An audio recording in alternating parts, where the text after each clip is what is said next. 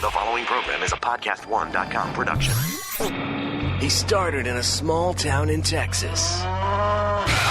Worked his ass off to become one of the most famous wrestlers of all time. We're going to take care of business tonight, and that's the bottom line. And now he's dominating the world of on-demand audio. And he's doing it for the working man. This is a damn good outlet for me to spew the bullshit off my brain. Yeah! This is the Steve Austin Show. Unleashed.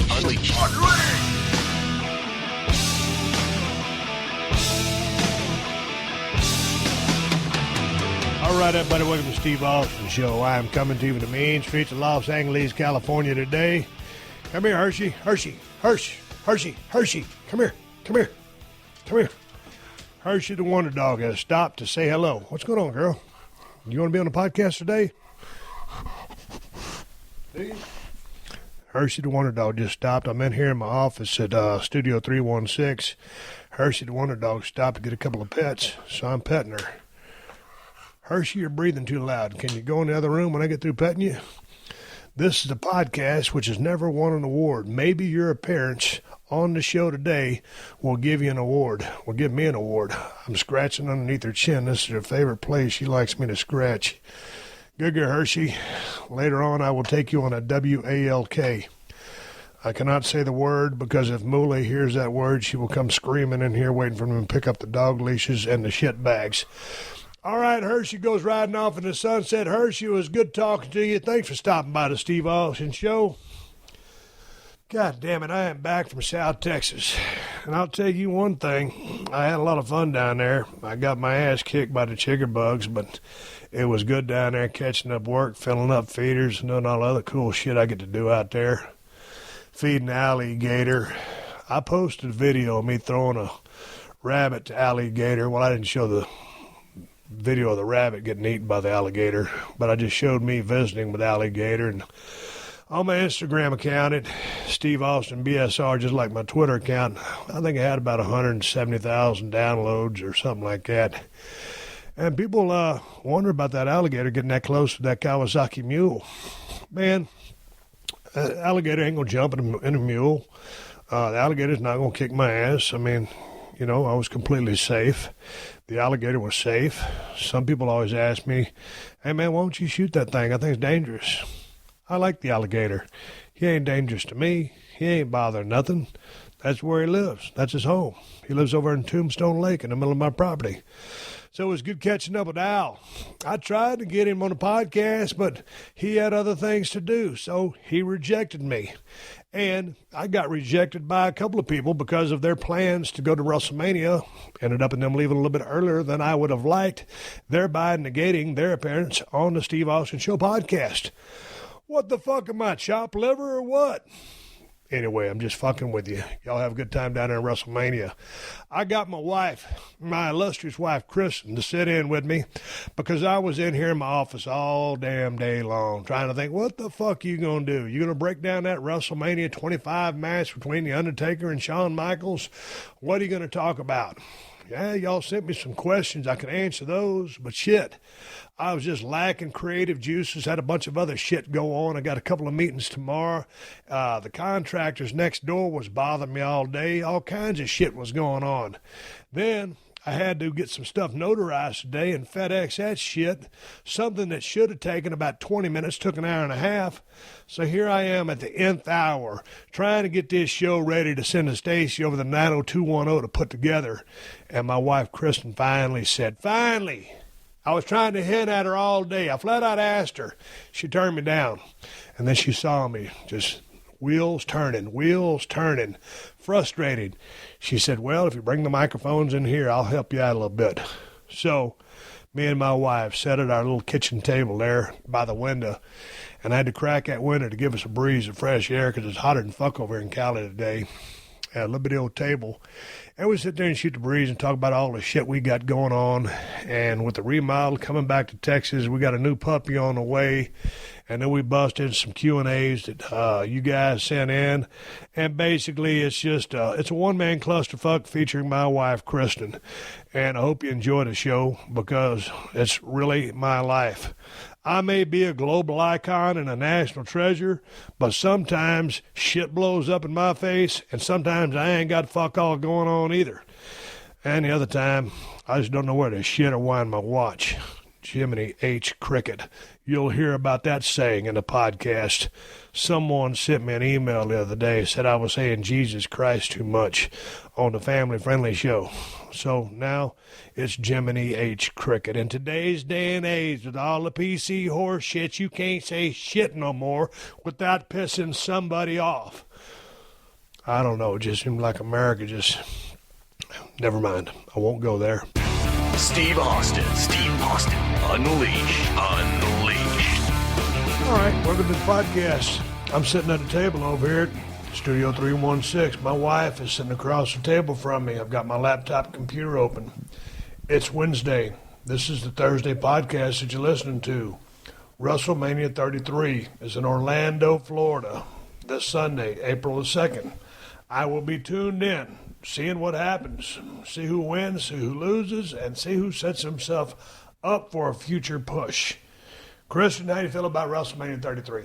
Well, first of all, Steve, you didn't say, welcome to the Steve Austin Show. Oh, Kristin, welcome to the Steve Austin Show. How are you? No, you always start off, welcome to the Steve Austin Show. This is the Thursday Unleashed podcast. Yeah, but I'm going to do that on my open. Oh, okay. Which I'm going to record after I get finished talking to you. I'm very excited about WrestleMania. I know absolutely nothing about it. And I don't know why people would all flock to Orlando, Florida to go watch it. Because it's the biggest show of the year. Have you seen the stadium that the guys and gals going to be working in? No, I haven't. I know it's about 80 or 90,000 people, and they've got this crazy setup in a stage, or the entrance ramp looks like it's about 150, 200 yards long. It's absolutely spectacular. So this is the biggest wrestling event in a year. I mean, this is what the whole year of wrestling or sports entertainment is geared towards. And how long is this show supposed to last? Probably last about 4 hours. They're going to do a pre-show. That'll probably last 3 hours. I mean, I would imagine the thing from bell to bell or all day long, it's going to be 8 or 10 hours long. Wow. Oh, boy. Really can't hear the enthusiasm. I'd go to a Zumba party for 4 hours, but I wouldn't go to Well, all my buddies are down there. Diamond Dallas Page is going into the Hall of Fame. Of course, you know, when I first moved to Los Angeles, right before I met you, I was living with Diamond Dallas Page. And then when you and I went to the Los Lonely Boys concert, and I left my keys in my manager's pickup truck, and I tried to get back into Dallas's house. I couldn't get back in because he was sound asleep, and I had to spend the night at your house. So there's some sentimental ties there. Man, you still think I was working you. I was drunk out of my gourd. I lost my keys, and then we ended up getting married. So here we are. So there's a sentimental attachment to WrestleMania right there. And then my old travel partner, Rick Rude's going in. Ravishing Rick Rude. God dang. One time I remember we were splitting a room in Philadelphia, and Rick Rude was snoring so goddamn loud. And he's a senior guy, so I had to have respect for him. But I would tell him, Rick, shut up.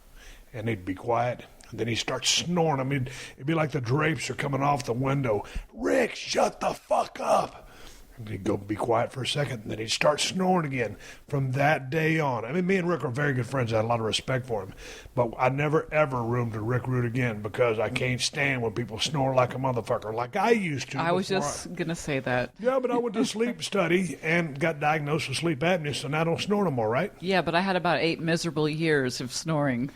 Well, you should totally get a sleep study. But anyway, so my old buddy Ravishing Rick Rude is going to the Hall of Fame. That's exciting. And, you know, one of the most exciting things about the Hall of Fame this year is one of my favorite tag teams of all time, the Rock and Roll Express. Ricky Morton and Robert Gibson are going into the Hall of Fame. And, goddamn, I've been saying they need to go in for years and years and years, along with the Midnight Express, who haven't gone in yet. And the Fabulous Freebirds finally went in a year or two ago. So now that the Rock and Roll is going in, you know, It would be neat to go down to Orlando and see it all, but goddamn, we've been so busy going down to the ranch and doing so much work, and I'm excited about all the members of the Hall of Fame. But going back to you and I, goddamn, we just got back from the Broken Skull Ranch, went down there for a little bit of spring cleaning, and I got on the damn lawnmower, got all the chigger bugs. I told you that story on the podcast. Get this one. When we came back to L.A. just a few days ago, I was shaving my head because I hadn't shaved in a couple of days because I had so many bumps on my head. I was scared what would happen. Sure enough, man, that damn razor clipped a couple of those damn chigger bumps I had on top of my head. I had about 8 patches, little toilet paper patches on my head. I looked like a fucking idiot, and I forgot when I went to Walgreens to pick up a prescription.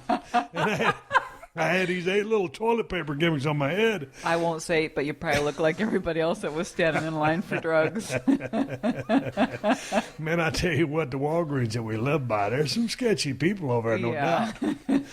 Because they sell needles for a very cheap price, so that's just the element that is Venice and Marina Del Rey. There's a lot of drug addicts over here. Yeah. I used to do drugs. I still do, but I used to too. Go ahead. Mitch Hedberg. I cut back on the drug use. Now I just use pharmaceutical drugs that my doctor prescribes me. And lots of vitamins. You remind me of my grandfather, Jack LaLanne, with your vitamins. My whole wife gets so goddamn mad at me. I take about, I don't know how many fucking vitamins I take. 57 vitamins. But they're all good for you. Yeah. And I haven't noticed a change. So. But there was a trade-off. You know, I told a story before. Back when you and I first bought the ranch in 2007, I was there by myself, and I threw my backpack over my shoulder. You know, I was saying back in my wrestling days, you know, those pills that rattled in my backpack would have been Somas, Vicodin, Percocet, Ambien, all kinds of different shit. These days, I mean, you know, that's blood pressure medication, this, that, and now it's vitamins. Vitamins. So, 3 drawers full of vitamins. So, you know, I've evolved from being, you know, back in that status into, you know, the new status, and now it's like more vitamins and more vitamins. It seems like when you get older, you get smarter about the drugs you take. I mean, at least if you want to live a long time. True. I mean, I could take a handful of Vicodin or a handful of blood pressure pills, and I take my handful of blood pressure pills because that's what's going to be good for me. And so I'm still taking a lot of shit because the doctor prescribes them to me. You always get mad at me. You say, God damn. And my wife actually says that, but she'll never say it on the podcast. She goes, God damn, I can't believe you take so many pills. You do. I looked in your drawer. I was trying to put your underwear away today, and I opened it up, and there's like 50,000 vitamins I've never even heard of. Well, let me explain myself. I wasn't trying to exaggerate there. I only take 2 blood pressure medications. And then I take, but you buy all these special roots and veggie pills and things from the store. Yeah, those are flowers. Well, those are supplements I get over at Urban Nutrition. Okay. It's a bodybuilding supplement store. So a powerlifter, whatever, you ever get all your vitamins, protein powder. Just got back today. I had to drink a speed stack to get the energy to do today's show because I didn't have shit to talk about. I was sitting up, I had 2 guys tap out on me because they ended up going to WrestleMania. So I got fucked without a guest. And so I'm sitting there. And we're in sitting there. No, but check it out. We're in this little crib, and they're remodeling the house next door. And I was sitting over in this one room that I designated as my office. And I got so much shit piled in there. I can't have the windows open because everybody's got their yard guy coming today, including us. Or contractors or construction or what have you. Yeah, and I'm just sweating my ass off. And I got up, went to use the bathroom, get ready to do my podcast, just come up with something. Make chicken salad out of chicken shit. And right when I was about to sit down, get my pillow out, put on my lap, put my laptop computer on my lap, turn everything on, my wife says, there's a big old fly in here. Would you come get him out for me? Because my wife is going to take a nap.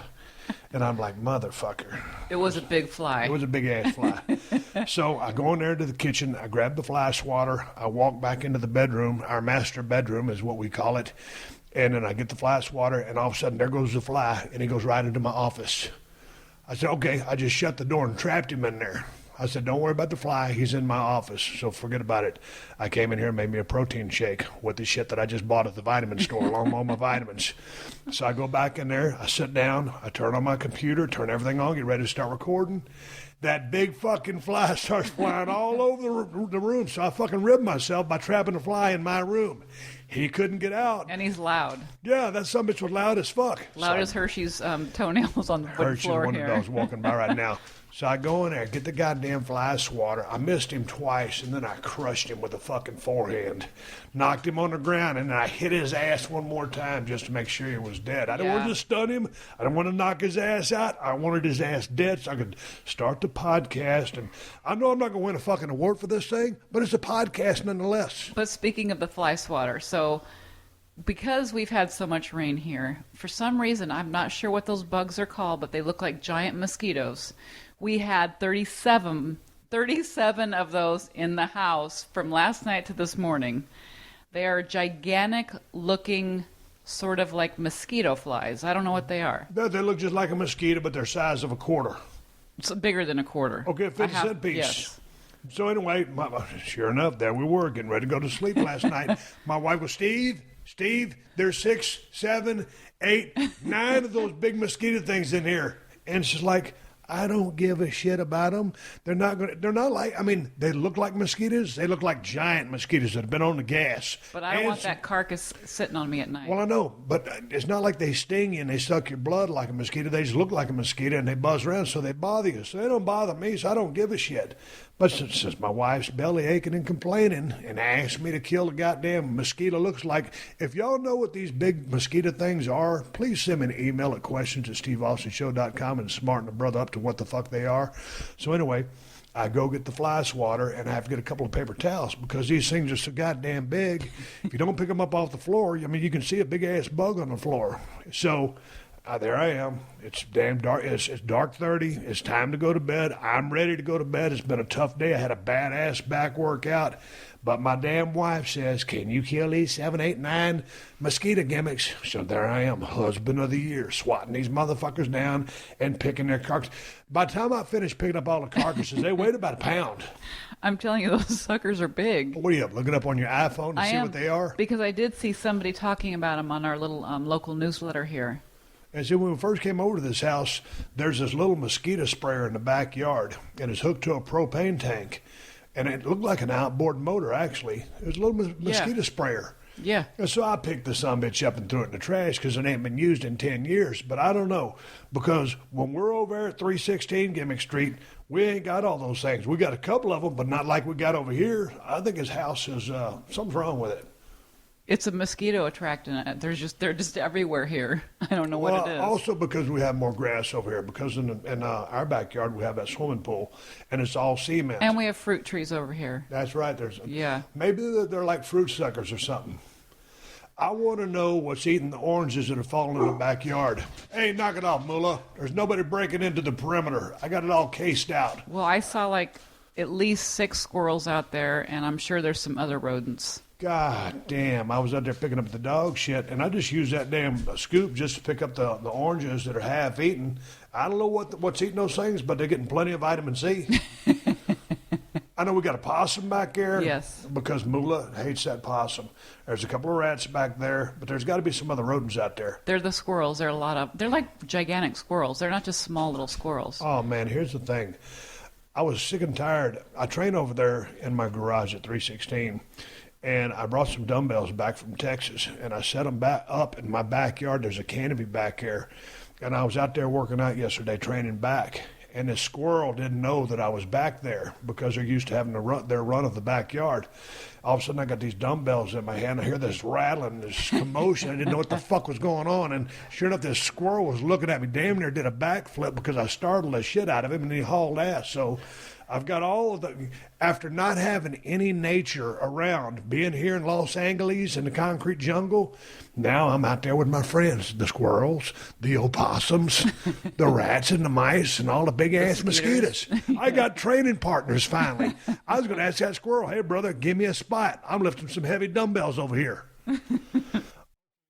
For over 25 years, BetOnline has been one of the most trusted names in online sports and casino gaming. And this year, it's all about soccer moments. As the world stops here, 48 nations and 104 matches, every one of them is a decision that is yours to make. BetOnline has all the live lines and player props on everything sportsbook and casino through the whole tournament. No limits. And when you are right, you get paid. No ceilings, no excuses. 26 is your year for the soccer championship. Bet on at BetOnline. This is Steve Austin Unleashed. Hey, I got to get your comments. When I was mowing the yard the other day at the Broken Skull Ranch, and I was on a riding lawnmower, and that wind was blowing all that grass back on me, and I thought I was just going to be cool, I was going to be badass, and, the chigger bugs weren't going to bother me. When you could see my shoulders, I counted. I had about 40 chigger bumps on each deltoid. It looked like chicken pox, yeah. I mean, it looked like chicken pox on steroids. I mean, that's how bad it looked. I looked like the bumps were badass. But like today, or the other day when I was shaving, and I started shaving the tops of them off, that's when it got to be just a little much. I was kind of embarrassed because you had a sleeveless shirt on, and I'm like, are you actually going to go to the store like that? Well, also, we were driving. Hey, shut up. Trying to do an award-winning podcast, Hershey. We were about to get on this charter airplane that we chartered going back from Texas to Los Angeles. And I had a sleeveless dry-fit shirt on and my camouflage shorts. It's what I wear every single day of my life. And I also had a regular shirt with sleeves. It was dry-fit. And we were in the car. We were getting ready to take our bags inside the airport. And Kristin says, would you mind putting on the other shirt? I'm like, why? You don't want me to show these jacks off? No, because I look so fucking stupid because I had all the bumps on my shoulders. I had them all over my neck. I had to explain to people what the bumps were when we came back to California because everybody's looking at my neck. You know when you're talking to people and you see their eyes looking at another space. They're not looking at your eyes. They look at the zip on your forehead. These people were looking at my neck. I'm like, I have to explain. And no one had a clue what they were. Well, and the thing about it was, you wasn't even in the outdoors. I mean, we walked outside. Well, check us out. We would walk outside, but I swear to God, when you were wiping me down with alcohol at one time, all the chigger bugs jumped off me and got on your neck. And then we're riding the Kawasaki Mule around, and because there's been so much rain down there, and when you're driving down the roads in the Kawasaki Mule, the grass gets kicked up on the front bumper of the mule. Well, nothing's touched it for a long time. Oh, I know. So they're just waiting to jump off of there. So they all jumped off, and they get kicked back under our ears and our neck and shit like that because you weren't out there walking around the grass. No, and then I put my hood over my head. Ted's looking at me like I'm a freak because I don't want bugs all over me. Man, we were riding Ted's around. a tough guy with mosquitoes and chiggers all over him, and I'm in the back seat covered in my damn sweatshirt. What's the first thing Ted did when you saw him? Well, he gave you a hug, said hello. Yeah. Oh, he showed me his arm scar. Let me hit the pause button for a second. All right, Kristin, where were we? I had to hit the pause button because I was getting a telephone call coming in. Luckily, I had my phone set to silent, so I don't owe anybody any beer at this point in time. But when I hit the pause button, all of a sudden your phone rang, and our interior designer came over to the remodel, so you just left the room for 30 minutes. I was on a roll. You were on a roll. I don't know if I can get back on a roll. So what the fuck happened? Anyway, Teddy showed you his elbow. Big-ass scar. Teddy, congratulations. I'm glad you're on the mend. Jesus Christ. He's back to work officially. Back to work? Yeah. Working man down there. Iron Giraffe Pussy. Ted Fowler Construction back in action. How's the house looking over there? And what did our illustrious interior designer say? Well, after we've done all this work, you and I came in the house the other day, remember, and we looked at the fireplace and we said, geez, the fireplace kind of looks out of place now. We had the fireplace replaced with stack stone. We did some stack stone on there, dry stack stone. And then when we come back with the new floors we got coming in and all the cabinets and fixtures and stuff, it looked like shit. It looked like an albatross in the middle of the room. Yeah, it just didn't fit the whole theme of the house. And we actually have a theme to the house now with this interior designer. So me and Kristin looked at each other after being dead dog tired and beat up by chigger bugs. God damn, that fireplace looks like shit. So we told Randy, our contractor, Randy, tear that fucking fireplace Demo down. the fireplace. We're starting from scratch. So now officially the entire house has been changed. Well, like I said, we should have built a new house from scratch. God damn it. Hey, man, what was I fixing to talk about? Oh, man, I got a phone call from the guy trying to transport my Kawasaki Mule. That's why I hit the pause button to begin with. Dude called me yesterday. He asked me, how do you get to the Broken Skull Ranch? I gave him directions. Well, I hadn't heard from the guy all day long. And then last night, about 10 p.m., My phone starts ringing. It's the guy that's supposed to be transporting Buck the mule out here to the Broken Skull Challenge compound. He don't know where the damn ranch is. And then he finally ends up at a gate, and he says, "Hey, Steve, the gate code you left me doesn't work for the lock." And I said, "Dude, what does the gate look like?" And he says, "It says Donnell on it." I said, "That ain't my gate. My gate's 4 miles down the road." And it was 10 p.m. in Texas. It's black as fuck out there. When it gets dark out there in South Texas, it gets dark. I said, "Man," I don't know what you're going to do. I said, "My gate's about 4 miles down the road. You got the correct gate code. You don't have the right gate." This motherfucker ends up sleeping on the side of the road. Well, he's got a sleeper cabin at 18-wheeler. Oh, okay. And I'm bringing Buck the mule back to California to bring it back to the Broken Skull Challenge compound. That's my California mule. I got my other 2 Kawasaki Mule Pro FX and FXT down there at the ranch. Buck is in California. I had UVC Power Sports customize him and trick him out. No, now Buck was in Texas. Now he's coming to California. Yeah, so, I'm bringing him back to California. I originally had him shipped down to Houston. So anyway, the dude just called me, and he goes, "Steve," he goes, "I had to get the sheriff in McMullen County to show me where your ranch was."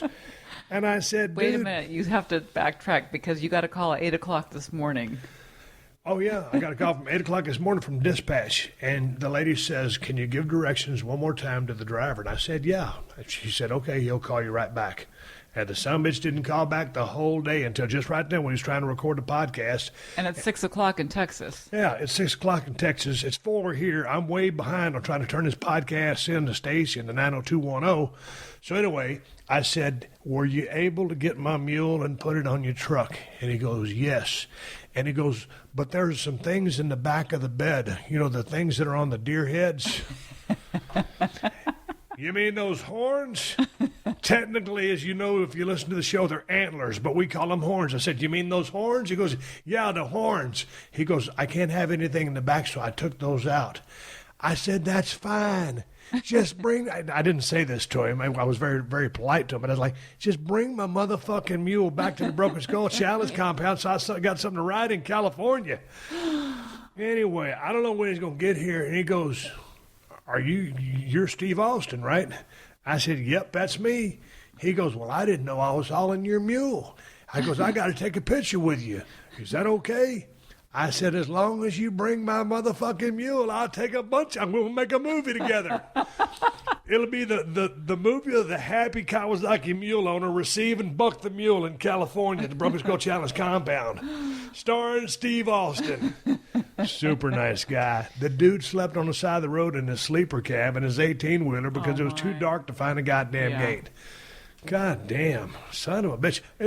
You can get lost out there, especially going to our place. You can get lost in the daylight out there. Yeah, it's in the middle of nowhere. BFE, as we like to call it. But it's good out there because you ain't by no traffic. Ain't no poaching, ain't no people, ain't shit.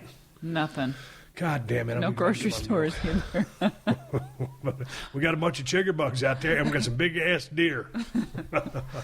Hey, Ted, congratulations on getting your arm fixed. God damn it, it's good to see that sumbitch. He's moving his arm good again. Yeah, and I haven't seen him in a while. Yeah, I haven't seen him in a while, but now, he's getting the feelings back in his fingers, so now he'd be back to signing autographs.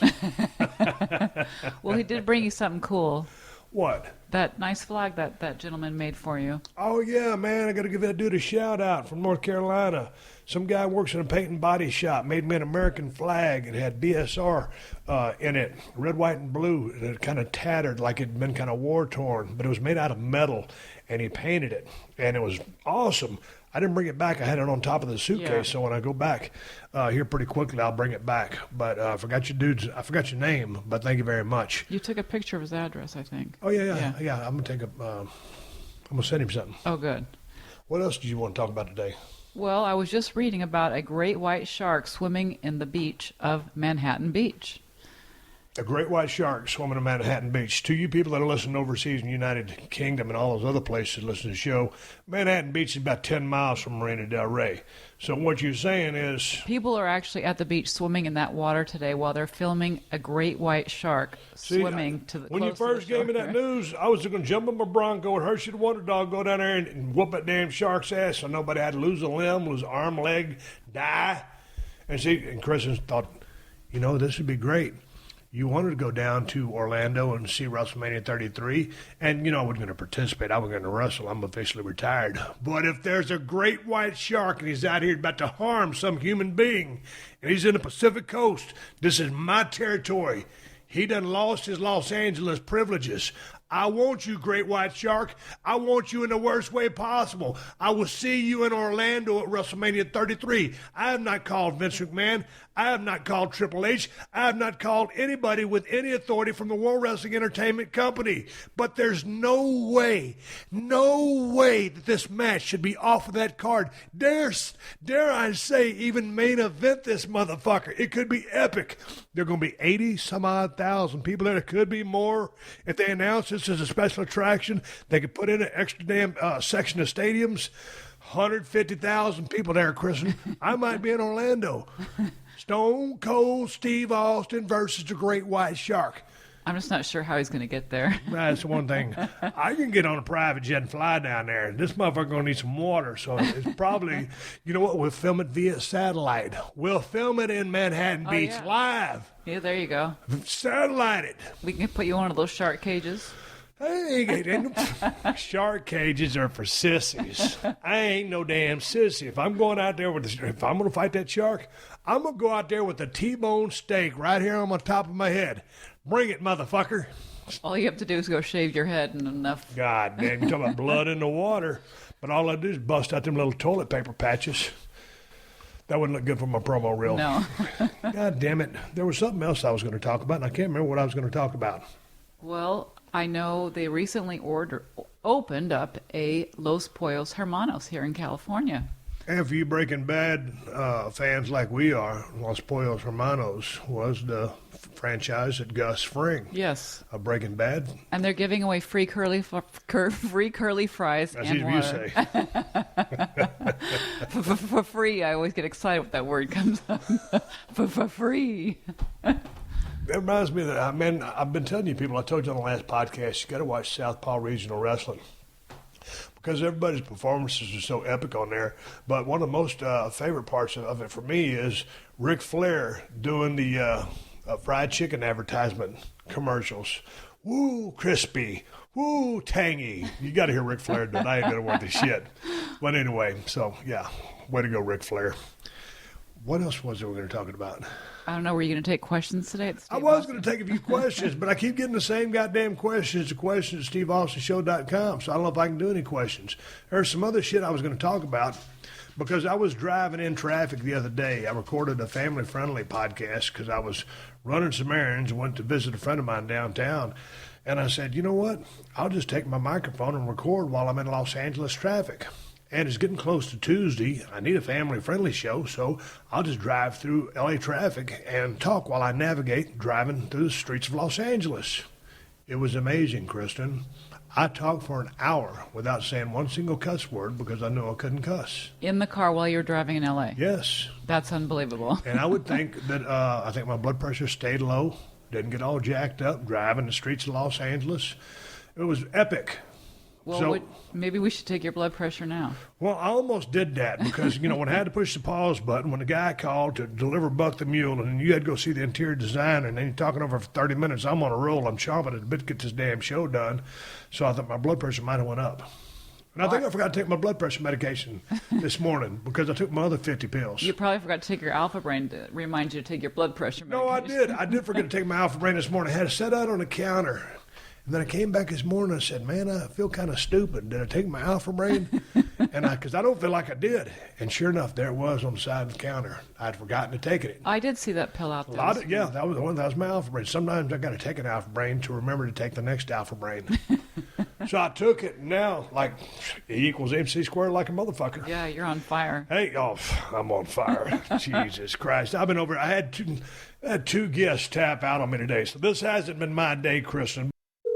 Hello, and welcome to Pluto Phone. If you know the name of the movie you would like to see, just stream it for free on Pluto TV, where all your blockbuster favorites are landing all summer long. Catch Anchorman, The Legend of Ron Burgundy. Fantastic. Men in Black, 1 through 3. That's what I'm talking about. Mean Girls. Shut up. Titanic. I'm the king of the world. And so much more. For showtimes, press Nothing. They're free 24/7. That is so fetch. On Pluto TV. Stream now. Pay never. This is Steve Austin Unleashed.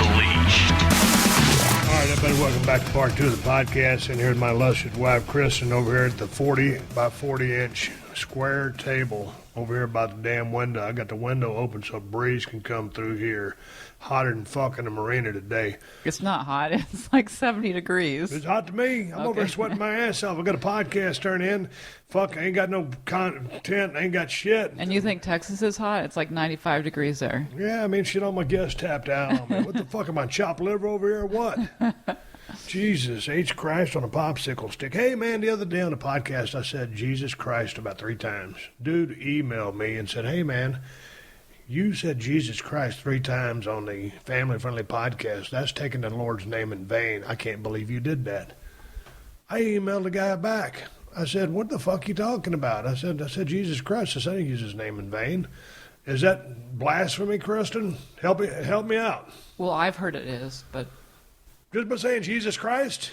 Yeah. I'm mentioning his name. Yeah, but you were saying it as more of like an expletive, maybe. No, when I'd say Jesus Christ, I'm saying Jesus Christ. Well, just say Jeez Louise, okay? Can I say Jiminy H. Cricket on a popsicle stick? That's better. Okay, Jiminy H. Cricket on a popsicle stick. Now, this is the Unleashed show, so it doesn't make a shit. So I can say Jesus Christ if I want to. I mean, see, because technically, like I said, Jesus fucking Christ. That's what a lot of people say. Now, I'm not going to. And I'm not trying to be offensive to anybody that's very, very religious listening to the show. Just say Jeez Louise. Jeez Louise. There you go. That sounds so stupid. That just ain't something I'd say. Well, that's what I say. Okay, well, I will stop saying Jesus Christ then. Yes, good idea. Yeah, Jiminy H. Cricket on a popsicle stick. The things you can't say anymore because, you know, everything's so goddamn PC these days. Kristin just tears my ass apart. Everything. You can't say nothing. Even on Unleashed podcasts. Because everybody gets out in an uproar. You have to walk a very fine line. You talking about walking a fine line? That's I why might as well be one of the flying Wallendas walking tight ropes. No, America. I don't know about the world because I don't live anywhere else in the world but America. But God damn. You talking about people. There you go. You said it again. God's name in vain. Let's just go on to the first question. God. Nice. Not even give me the guilt trip by saying goddamn. I don't think you're supposed to say that either. Well, no, you ain't supposed to say it, but everybody does. Not everybody. But I hang out with does. I don't say it. Jiminy H. Cricket on a popsicle stick. Well, I tell you what, my wife got some pictures the other day from our insurance lady. Pictures of a goddamn... See, I was going to say it, but I didn't because I didn't want to offend you, my lovely wife, smiling across the table with little glasses on. Someone sent a picture, our insurance lady, of a goddamn black lab puppy. Some bitch is about 4 weeks old at the time. And my wife jams me up. She says, you know, it's been a while since we had to put Shona down. Yep. God rest her soul. We loved her. And we've been down to 2 dogs. 2 dogs is very easy to travel with. But we miss the presence of that 3rd dog. And Hershey's starting to get older now. And she's about 12 and a half, going on 13 this year. And she's doing pretty good from her battle with pneumonia. She's still on medication, right? Yep. And so, you know, if Hershey, God, I don't know if she'll make another year and a half. We'd like for Hershey to be around to kind of teach the new pup some of her traits, right, just like she did Moolah. Yep. Because Moolah is part like Hershey, part like Shona, and she's got her own unique personality. So it's that mentor kind of thing. So we're thinking about getting a black lab puppy. And Moolah really wants somebody to play with. But here's the thing. Moolah is such an attention dog. I mean, you know, if you're sitting somewhere like at this table, if I'm eating, she'll come over here and she'll just walk in circles. And I'll scratch her back from head to her butt, because she'll just walk in circles or walk back and forth. She's got me trained. Yeah, but if she's got a puppy, she'll probably play with the puppy instead of pay attention to you. Well, I know, but that's my point. She's so used to getting all the attention. It's like, will she be mad at the little black lab puppy? I think initially she will be a little upset because, you know, she won't know what to do. Well, and that's what happened when we got Moolah. Yeah. Because Hershey and Shona kayfabed the shit out of her for about 2 months. Yeah, they didn't want to see. They didn't want to play with her. They ignored her. Poor thing. Because it was a 2-dog pack. Yeah. And then finally, Moolah was accepted, and boy, then it went gangbusters. And then Hershey and Moolah turned out to be best friends. And Shona and Moolah actually got in a couple of fights over some food. And then one time Moolah was playing too hard and Shona nipped her. And Moolah never forgot about that. Yes. But in those 2 scraps they got into, they didn't last very long. But I'll tell you what, I thought Moolah, we hate to see our dogs fight. We hate to see any dogs fight. Well, there was just 2 fights, and it was brutal. Any dog fight's going to be brutal. I know, but it was over food. One little kibble of food fell on the ground between them, yep. And goddamn, I'll tell you what, sorry about that. Yeah, to unleash you, and I apologize for cussing. Shit, I'm sorry. I'm sorry. No, when that fight broke out, I couldn't believe Moolah's temper. Because Shona outweighed her 2.5 to 1 right. on body weight, and that little ass Moolah, as timid and meek as she is, holy smoke, she's a ball of fire. She had that fear in her that made her more aggressive, I think. You know, Hershey's never been a barker. She will bark, but Moolah, boy, she sounds like a siren when she barks. If there's some stranger walking by, if she sees it in the window or hears a strange noise, yeah. I mean, she's a great watchdog. Yes, she is. But it's like, Uncle Moolah, shut the fuck up. I'm sorry for cussing. But she turned out to be a great dog. And I think, you know, Shona was very intuitive. Like if I was sick or wasn't feeling good, Shona would stay up with me. You'd be sleeping your head off in bed, and Shona would just sit up and just watch me and make sure I was okay. Hershey is the total companion dog. Nothing phases her. You can take her out in front of 1 million people or be on an airplane, and she's just calm, cool, and collected. There's a leash law in Los Angeles, but if she's not on a leash, she will just stay right there and just lay by you. And then Moolah, I think probably IQ-wise, she's the smartest dog. Yeah, she's very smart. Smart as a whip, figures everything out, Yeah. and she's the master manipulator. Yes. Especially when she uses her eyes. Yeah, she What does. does she do? Well, there'll be like a ball underneath the sofa, and she'll stand next to the sofa, but she'll use her eyes to kind of direct your eyes towards the sofa, so you'll like get the ball that's underneath the sofa. Or if it's anything, like if we have one of her toys on the counter, she'll look at the toy, and when you look at her, she'll look at you and look at the toy. She'll like get your eyes, and then she'll look to the toy. She uses her eyes like a pointer stick. Yeah. So I think she's the smartest dog we've got. But here's my thing: are we ready for another dog? Because it sure is easy traveling with 2. It is, but I'm ready for a new pup. So you're going to be the one that stays up and trains it and does all that stuff. All you have to do is sleep. Oh, yeah. Like, there's nothing being the head of the household over because all I do is fuck off and sleep.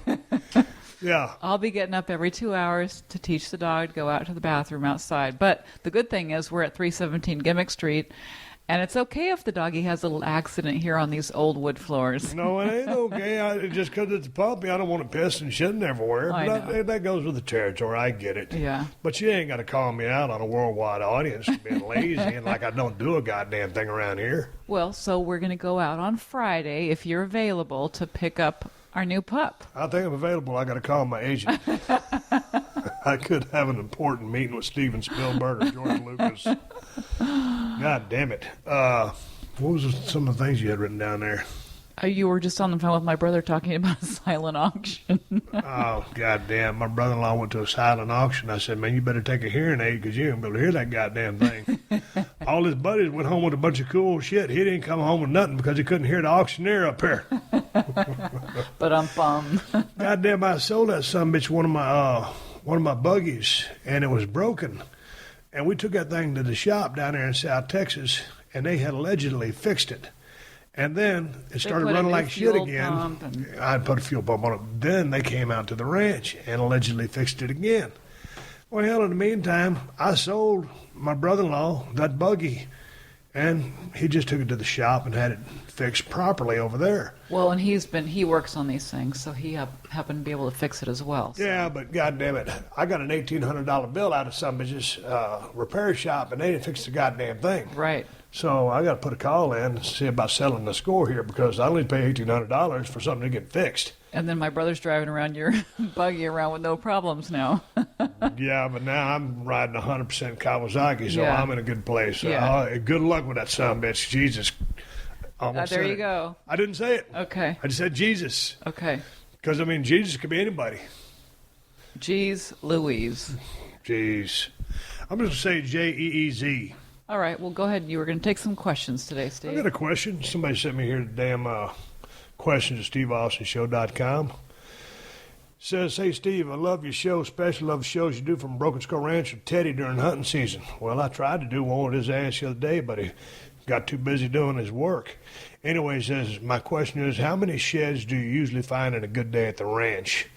Also, do you have any good tips or methods you use to help you find more sheds and make better use of your time in the field searching? Thanks a lot. That comes from Ryan in Boonville, Indiana. Well, first of all, how many sheds do you usually find in a good day? God dang. Well, this year we didn't find This any. year sucked. Yeah. We was out there. I thought it was going to be prime time. I thought all the deer had already dropped their horns, but there's a lot of bucks out there still with horns on their head. We went to a couple of the feeders. That's my honey hole is always go to the feeders first. Go to the feeders or the water trough. And goddamn, we found a couple of good horns, but we only found that first day we might have found 5 total horns, not matched sets, just 5 horns. The next day we found about 1 or 2, and then the whole other time we were there, about another 1 or 2. Yeah. So on a good day, I think we found probably as many as 10. Yeah. So it was the shits this year. The grass was tall, and I think we might have been a little bit early. And so as far as tips to find more sheds and make better use of your time, man, I like to drive my mule slow and just get on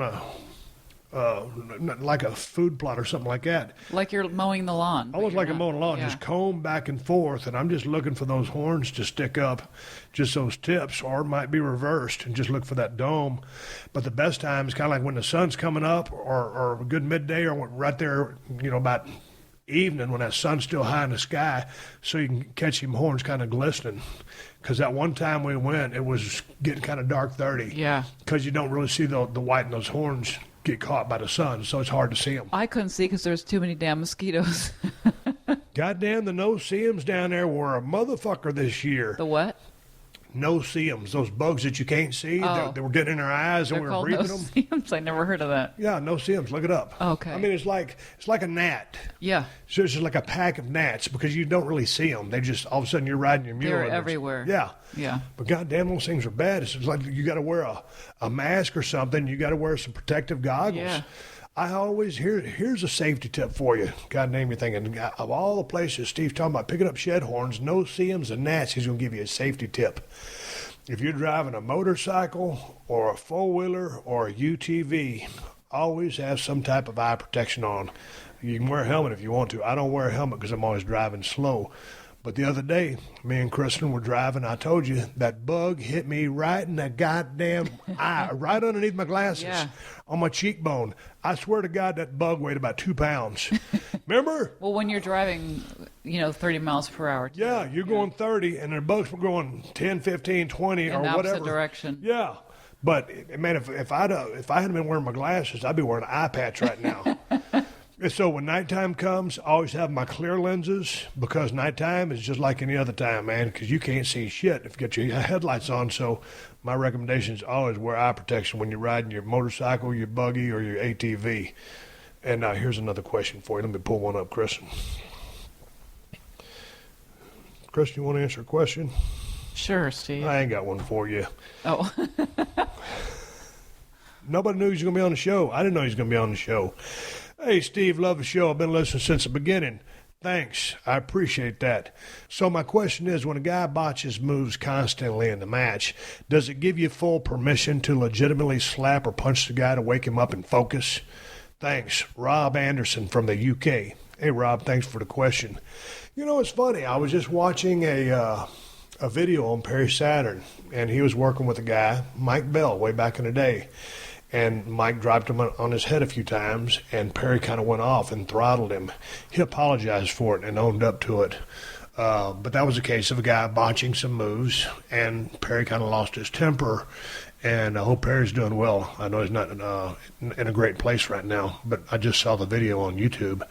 But, man, I tell you what, when a guy's out there and he fucks up or he messes up, you know, it's one thing when you get a potato and you send a receipt back. But if a guy just continually botches stuff, it's time to go home.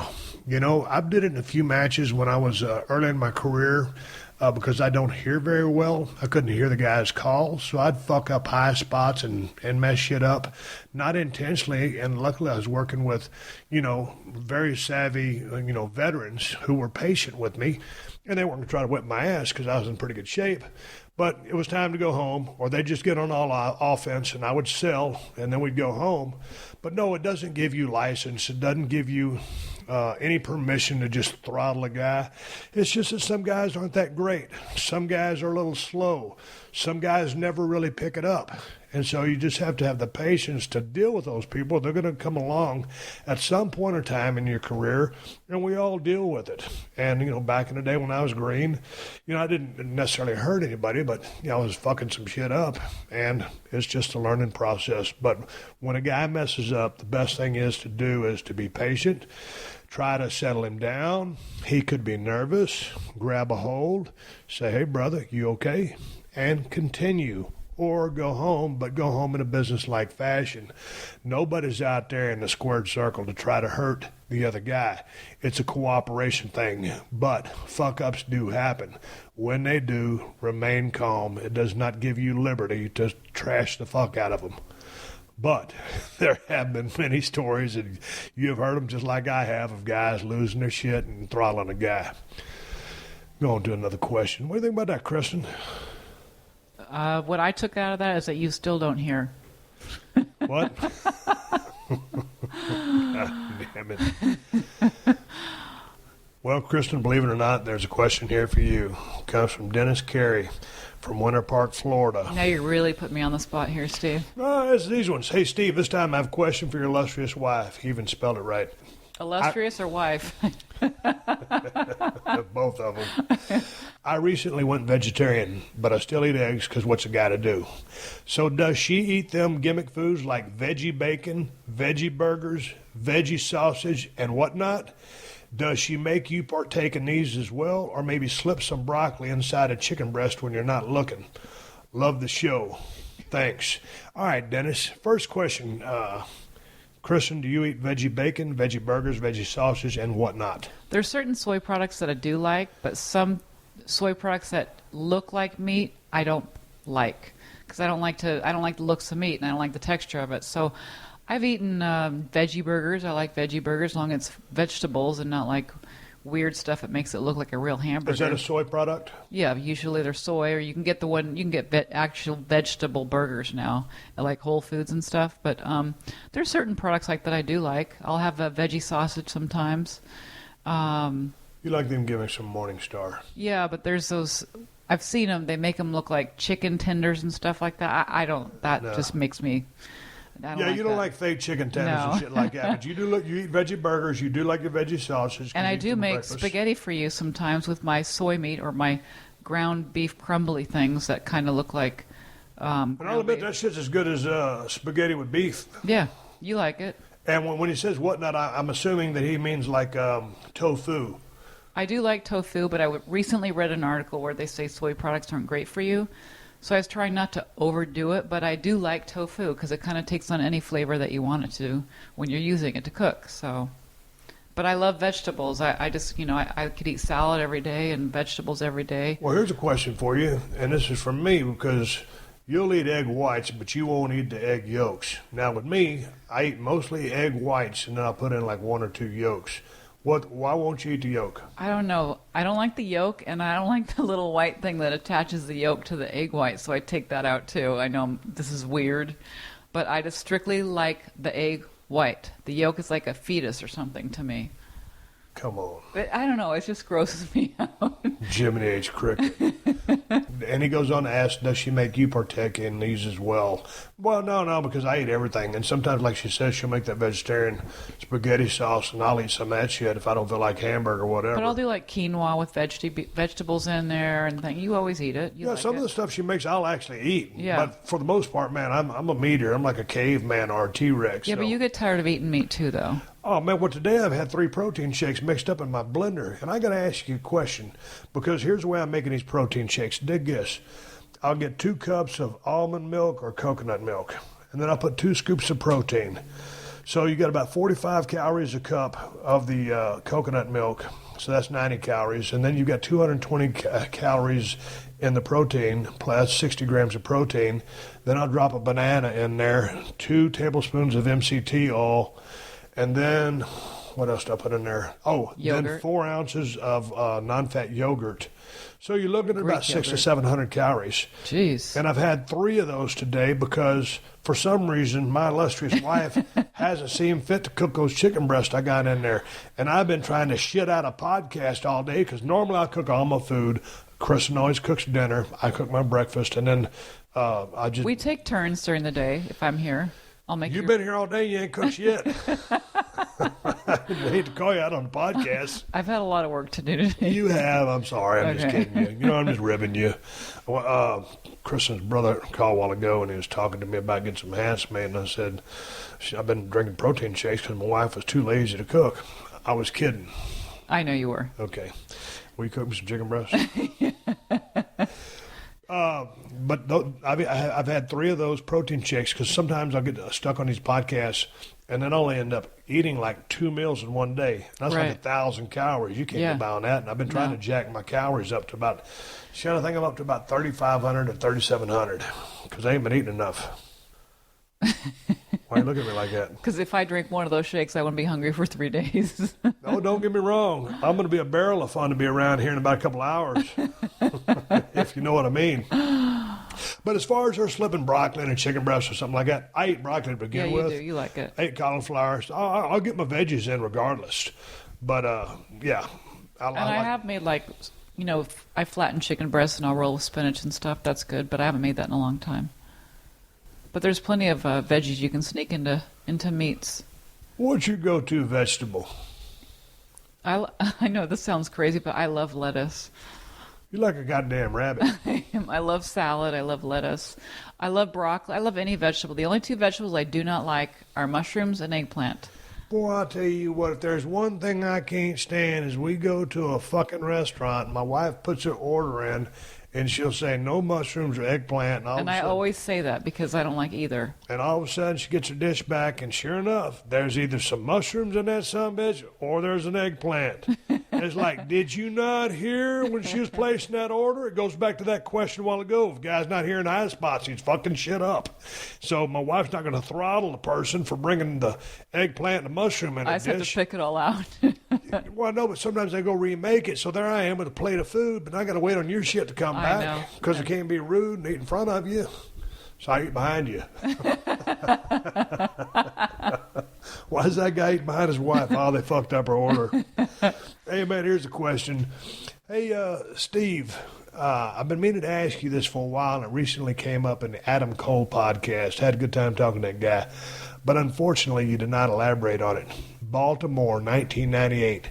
Did Paul Bearer really go into the sewer? You and Kane stuffed him head first down the manhole, and it looked pretty real. How was that done? I'm curious. I'll catch your ass down the road. Harvey from London, UK. Goddamn, I got a shit pile of fans over in the UK. Thank you, Harvey. I appreciate that question. No, man, that was a real deal. And, Paul was a pretty big guy. And that manhole was pretty damn deep. And what they did, somehow they stuffed a bunch of blankets and some pillows down there in that hole. And it was a pretty good drop off. And the thing about it was, it had to be at least 6. It had to be at least 6 feet down there, 6, 7, 8. Because when Paul went down there, if I'm not mistaken, he went head first, but then he had to rotate to take his bump. And, Paul wasn't like just a bump taking heel because he was a big man. But, man, he was gung-ho to do it, and we did that in one take. I can't remember if that was live or if we did it as a pre-tape, but I think I had that shovel in my hand, and me and Kane, we were roughing him up pretty good, and Paul was game for it. Paul was game for anything. And, man, I love Paul ever since he was Percy Pringle, and I met him down in USWA, and we were just friends from the first time we met. But they had some blanket stuff down in there to cushion his fall, some pillows. And I was thinking at first when I was thinking about how did we do that? Because I was thinking, was there a mattress down there or what? But it was almost like a mattress by the time they got finished padding it. And I got to give a shout out to Paul. I mean, he's no longer with us, but he was always game to do everything. But that was a shoot bump. It was done one time, and Paul didn't get hurt, and it was really great TV. And, of course, I always liked working with Kane. I just read on the computer that Kane was going to run for maybe mayor of Knoxville or wherever the hell he lives over in Tennessee. Kane's one of the smartest guys in the WWE. He's read about 1,000 books, I figure. Actually, that's a number I'm just making up. But the guy's like a bookworm, and he's really, really smart. And when you see Kane or the Demon Kane and all the savage, crazy stuff that he's done over the history of his career, and he's had a monster run, and he'll be in the Hall of Fame one day, golly, what a gentle soul. A mountain of a man and smart as fuck. One of the smartest guys, most eloquent, well-spoken guys in the locker room. I'd love to talk to him on a podcast one of these days. But anyway, me and Kane stuffing Paul Bearer down in that manhole, that's how we did it. And Paul Bearer was badass. Steve Austin shaved head. Why does Steve Austin shave his head? What razor and shaving cream does Steve Austin use to shave his head? Matthew asks. Someone really wants to know that. Yeah, Matthew. Why does Steve Austin shave his head? Because the motherfucker's going bald. I started losing my hair, widow's peak, when I was 24, 25 years old down there in WCW. I saw the writing on the wall. Fuck. If I tried to grow my hair back right now, I'd look like an idiot.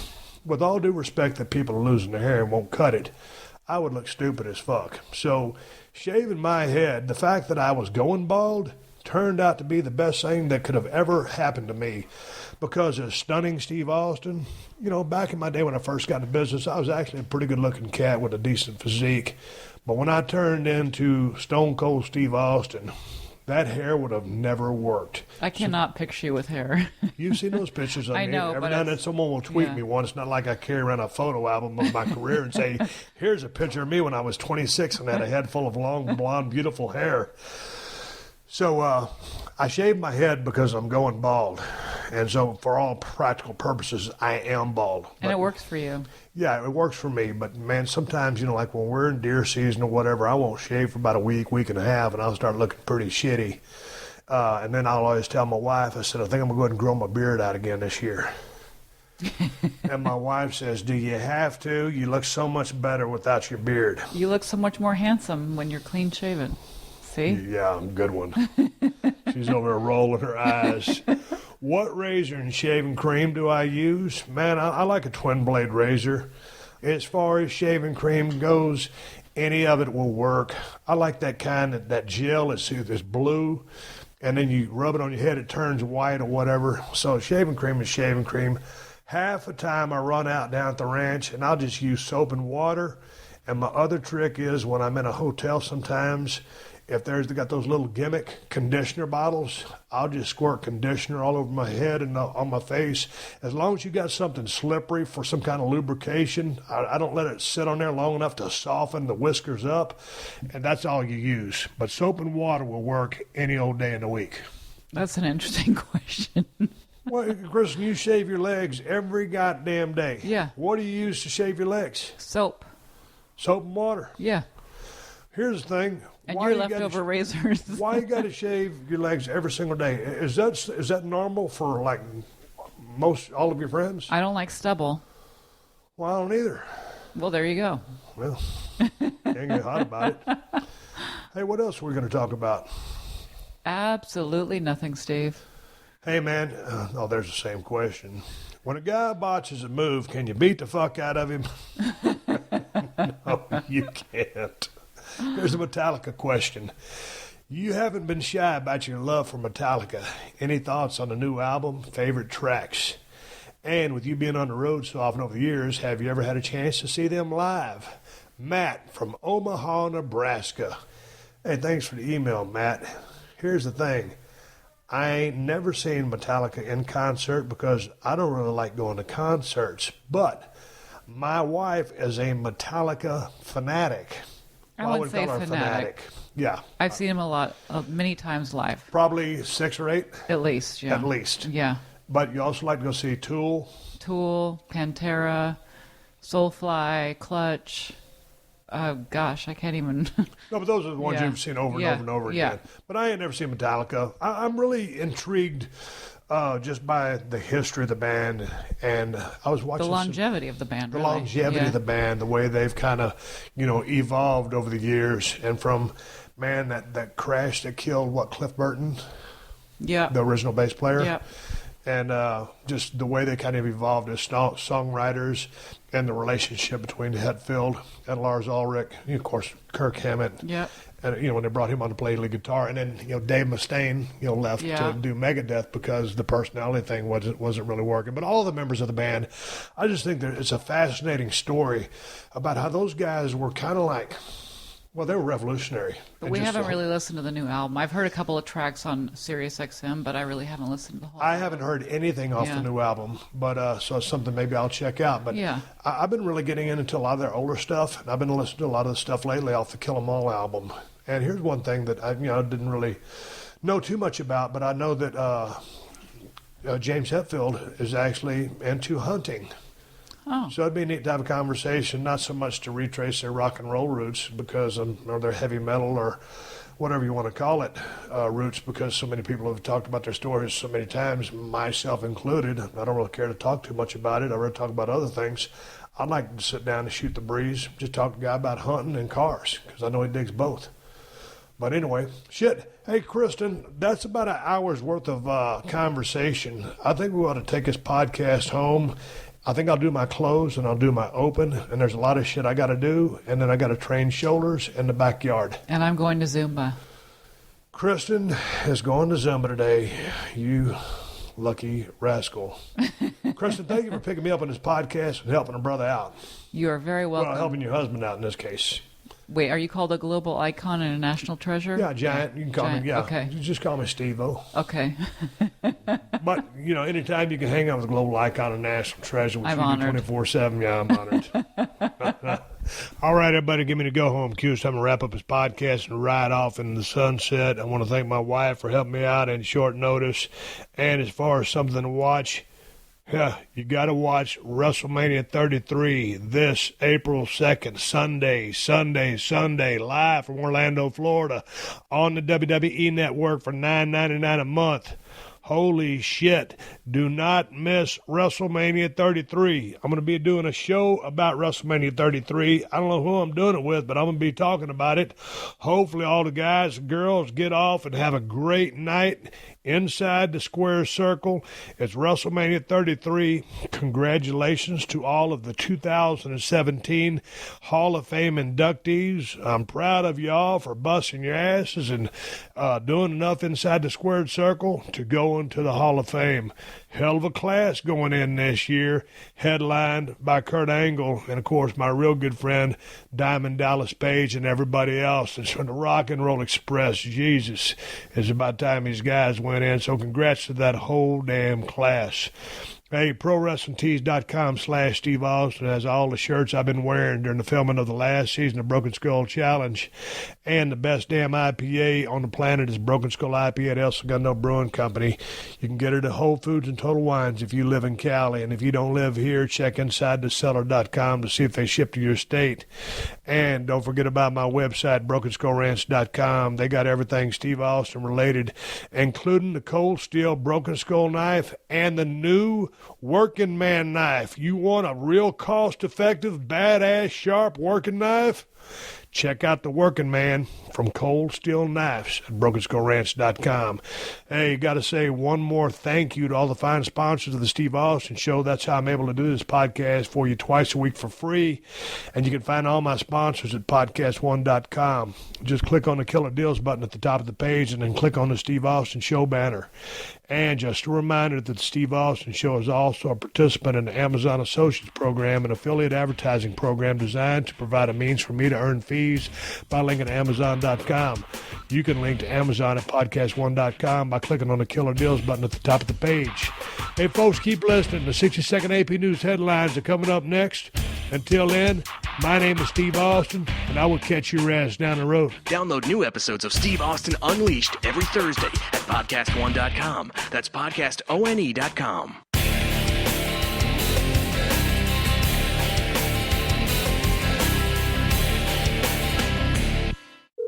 Hello, and welcome to Pluto Phone. If you know the name of the movie you'd like to see, just stream it for free on Pluto TV, where all your blockbuster favorites are landing all summer long. Catch Anchorman, The Legend of Ron Burgundy. Fantastic. Men in Black, 1 through 3. That's what I'm talking about. Mean Girls. Shut up. Titanic. I'm the king of the world! And so much more. For showtimes, press nothing. They're free 24/7. That is so fetch. On Pluto TV. Stream now. Pay never. On The Broadside, we take you into the heart of the South with stories that'll surprise you. Bigfoot apparently loves glow sticks. He likes to party, I guess. Exactly. He's a raver. And topics that dig into the muddy margins of history. Wait a second, this is actually real. From WUNC and the NPR network, listen to The Broadside, a podcast from the crossroads of the South.